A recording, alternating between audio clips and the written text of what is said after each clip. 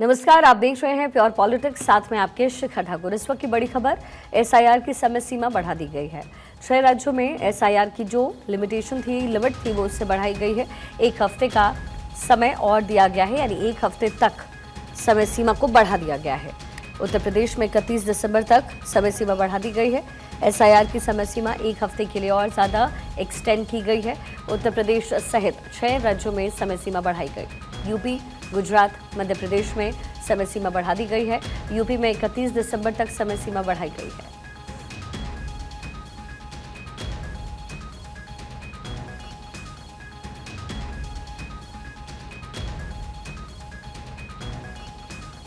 तो देखिए, एक तरफ तो बंगाल का चुनाव सर पर है, तो वहीं दूसरी तरफ संसद में चुनाव सुधारों पर लंबी चर्चा भी हुई है। अब सवाल इसमें यह है कि क्या संसद में बहस के बाद वोट चोरी का जो मुद्दा है वो प्रभावहीन हो जाएगा, या फिर विपक्ष फिर से बंगाल की चुनावी वैतरणी में इसी नैया के सहारे उतर जाएगा।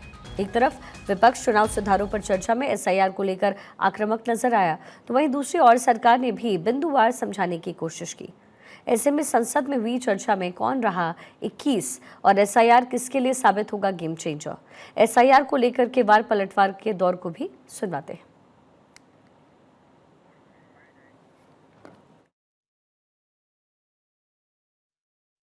11 साल की ये विलंब क्यों हुआ अभियान शुरू करने में? और अगर घुसपैठिए हैं तो एसआईआर हुआ है बिहार में, आपके पास तो पता ही है क्या है, कितने लोग घुसपैठिए हैं, तो आप उनको आइडेंटिफाई करिए और बताइए कि कौन कौन घुसपैठिया रखा है। 1950, 51 और 1960 इन बीच में जो कानून बनाए, हमारे देश के लोगों ने जो नियम बनाए, इस संसद ने नियम बनाए, उसके तहत ही कार्रवाई हो रही है चुनाव आयोग की।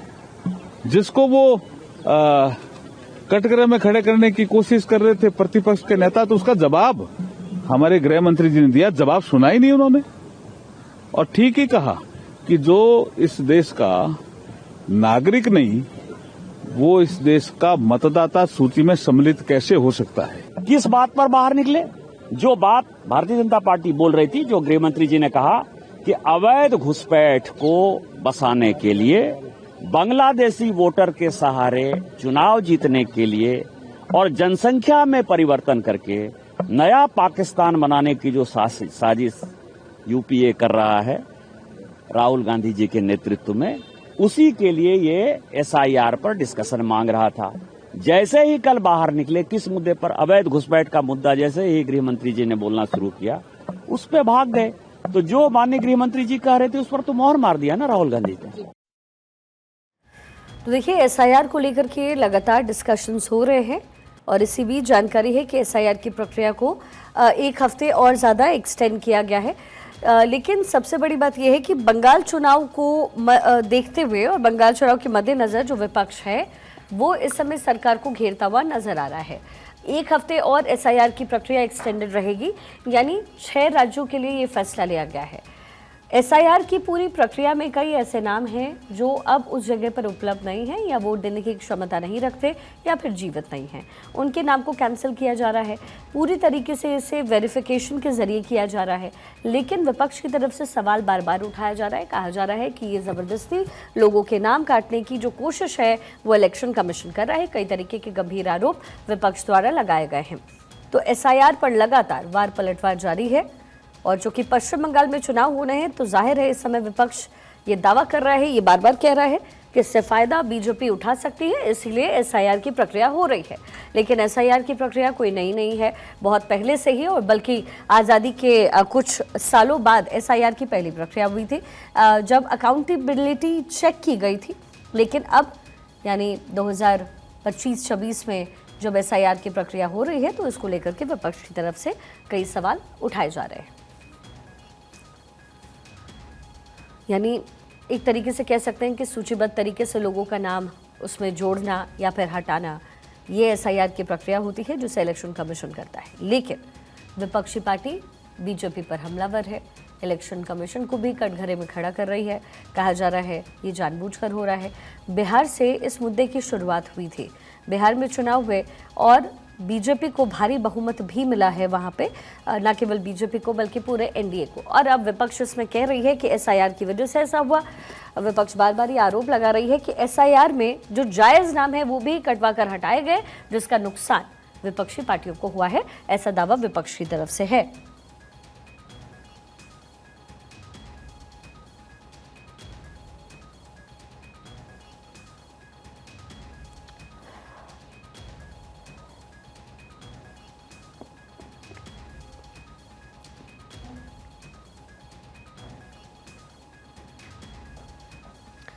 हमारी पॉलिटिकल एडिटर अदिति नागर इस समय हमारे साथ कनेक्टेड हैं। अदिति, एसआईआर का मुद्दा जिससे बड़ा अहम माना जा रहा है इस समय, और हमने देखा कि बिहार में जो चुनाव हुए एसआईआर हुआ और उसके बाद चुनावी प्रक्रिया हुआ, वहाँ भी विपक्ष लगातार सरकार पर हमलावर था, बीजेपी पर हमलावर था, और एक बार फिर से ये जो आवाज़ें हैं वो उठनी शुरू हो गई है, ना केवल पूरे भारत में बल्कि हमने देखा सदन में भी इसको लेकर के खूब चर्चाएं हुई।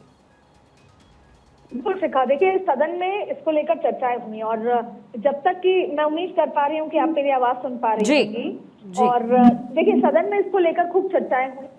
विपक्ष लगातार ये मांग कर रहा था कि एसआईआर पर सरकार जवाब दे, और आप देखिए कि देश के कानून मंत्री ने तो जवाब दिया ही, साथ में देश के गृह मंत्री ने जवाब दिया।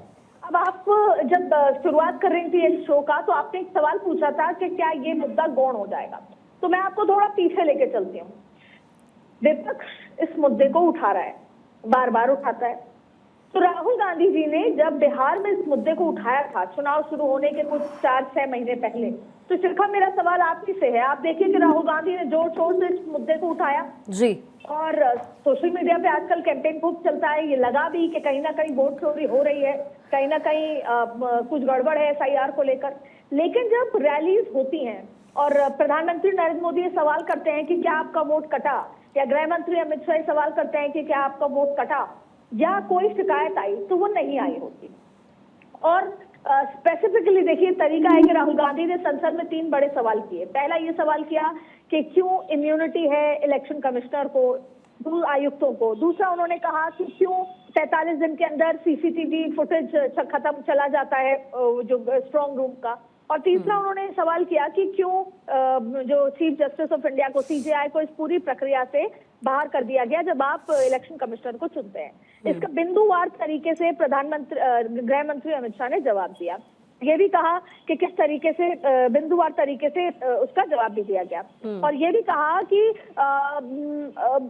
ये कुछ जो 2 काम थे वो तो पहले से ही चल रहे हैं, और जहां तक 2023 में पहले पूरी बाकायदा इसका कानून बनाया गया जिसमें सीजेआई की जगह आपको एक कैबिनेट मिनिस्टर, पीएम और साथ में एलओपी होना चाहिए। अब मुद्दा ये है कि राहुल गांधी ने बिहार में भी जोर शोर से इस मुद्दे को तो उठाया और फिर राहुल गांधी गायब हो गए। तो सवाल ये उठता है कि क्या चुनाव आप एसआईआर की वजह से हार रहे हैं, या आप चुनाव अपनी इनकंसिस्टेंसी की वजह से हार रहे हैं।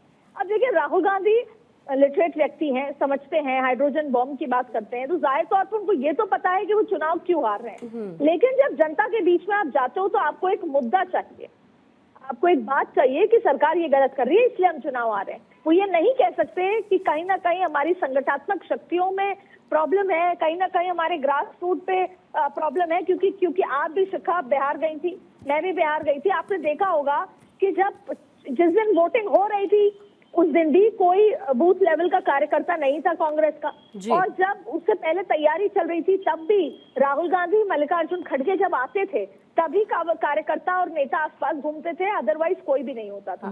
तो सरकार का भी ये पक्ष है कि आप भले ही एसआईआर को लेकर कितनी भी बात कर लें, और कल आपने देखा कि वॉकआउट भी कर गए सदन से, लेकिन अमित शाह ने एक बात कही, अमित शाह ने कहा कि आप कुछ भी करें, जो फैसला सरकार ने ले लिया है वो अडिग रहेगी। और चुनाव आयोग एसआईआर अगर कर रहा है, कल चुनाव सुधारों पर चर्चा हुई थी तो उन्होंने यही सवाल किया कि आप चाहते हैं कि घुसपैठ, तो सारा मसला घुसपैठ के आकर पक्ष ने खड़ा कर दिया है। अब घुसपैठ वोट करे या ना करे, ये एक बड़ा सवाल खड़ा हो गया और जाहिर तौर पे जनता के लिए बहुत आसान है। एक बड़ी परसेंटेज जनता ये मानती है कि घुसपैठ वोट नहीं कर सकता है। ऐसे में ये मुद्दा अभी खत्म नहीं हुआ है। बंगाल हो, उत्तर प्रदेश हो, इसमें अभी विपक्ष के पास केवल इकलौता मुद्दा होगा एसआईआर, और इसी पर राजनीति चालू रहेगी। लेकिन शायद राहुल गांधी को समझना होगा कि आप एसआईआर तो भले ही पॉलिटिकल चुनावी मुद्दा बनाएं, लेकिन संगठन को भी दुरुस्त करें, और संगठन जब बेहतर तरीके से चुनाव लड़ेगा तो आपको चुनाव परिणामों में फर्क नजर आ जाएगा। अदिति, हमने देखा है कि एसआईआर का मुद्दा चाहे कितना भी क्यों ना उठाया गया, लेकिन इसमें लोगों के, जनता के मन में या उनके सेंटिमेंट पे बहुत ज़्यादा असर पड़ता हुआ नजर नहीं आया। बिहार चुनाव इसका जीता जाता एक एग्जाम्पल है, और हमने देखा कि कैसे बीजेपी के लिए या फिर एनडीए के लिए जो वोट है वहाँ लोगों ने किया, जनता ने किया, और बड़ा ये जो पूरी जीत थी एनडीए की, वो बड़ी अप्रत्याशित थी, जिस तरीके से भी वो बड़ी अप्रत्याशित थी। तो यानी एसआईआर का जो फॉर्मूला है वो काम कर रहा है। मैं इसलिए नहीं कह रही क्योंकि बात एनडीए की है, बात इसलिए है क्योंकि कई वो नाम वाकई थे जो वहाँ नहीं रजिस्टर्ड होने चाहिए थे और रजिस्टर्ड थे, क्योंकि अगर एक भी ऐसे केसेस होते तो ये सामने जरूर आते, लेकिन हमने देखा ऐसा नहीं हुआ। इसका जो असर है वो बंगाल में किन पॉलिटिकल पार्टीज पर किस तरीके से पड़ सकता है? देखिए, बंगाल चुनाव बहुत ज्यादा इंटरेस्टिंग होने वाला है। बंगाल और तमिलनाडु दो ऐसे राज्य हैं जिसके लिए भारतीय जनता पार्टी थोड़ा डेस्परेट है। हाँ। अभी तक लगातार, जैसे दिल्ली 27 सालों में जीती तो एक नया फेदर इन द कैप हुआ। महाराष्ट्र जिस तरीके से जीती, नया फेदर इन द कैप हुआ। हरियाणा तीसरी बार सरकार बनाई, नया फेदर इन द कैप हुआ। बिहार में जिस अप्रत्याशित रूप से जीती और बीजेपी का इतना बड़ा नंबर आया, नया फेदर इन द कैप हुआ। अब इससे बड़ा उपलब्धि तब होगी जब आप बंगाल जीत लेंगे, जिसमें पिछली बार भी जीत के पास तक आके आप रह गए। अब बात है एसआईआर की। आपने देखा कि बहुत सारे इलाके, मॉडल टाउन हुआ बंगाल का, बहुत सारे इलाके जहाँ पे बांग्लादेशी रहते थे, आपने उस बॉर्डर के हालात देखे कि लोग जाते नजर आए। यानी कहीं ना कहीं वो लोग जो नागरिक नहीं हैं वो रह रहे थे, और वो इन्फिल्ट्रेशन हुआ, और ममता बनर्जी की सरकार की तरफ से उनके बने होंगे, या पुरानी सरकारों का भी जिक्र करें तो उनके बने होंगे, लेकिन उनके पास यहाँ की नागरिकता तो नहीं है, ये तो साफ है। इसीलिए गांव के गांव खाली हुए। मॉडल टाउन जैसे, जहाँ पर कितने लोग रहते थे, आप सड़क पे उनके मोहल्ले में नहीं चल सकते थे, वहां पर केवल आपको 25-30 लोग मिल जाएंगे।